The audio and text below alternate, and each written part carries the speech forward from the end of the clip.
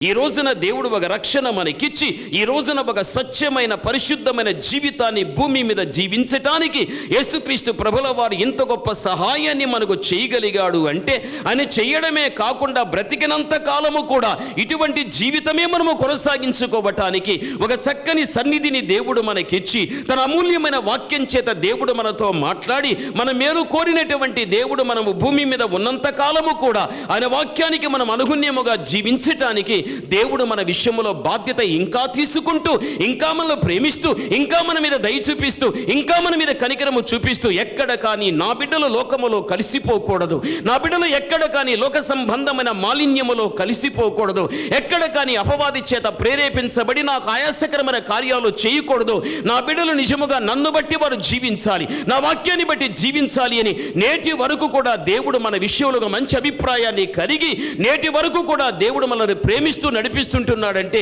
ఎంత అక్కర ఉన్నది మన విషయంలో. నీ భార్యకు లేదు భర్తగా నీ పట్ల, నీ భర్తకు లేదు నీ భార్య పట్ల, తల్లిదండ్రులుగా పిల్లల మీద లేదు, పిల్లలు కూడా లేదు తల్లిదండ్రుల మీద, బంధువులకు లేదు, స్నేహితులకు లేదు, లోకములో ఎవరికి లేదు. యేసుక్రీస్తు ప్రభుల వారు మనల్ని పట్టించుకున్నట్లుగా లోకములో ఏ వ్యక్తి కూడా పట్టించుకోలేడు.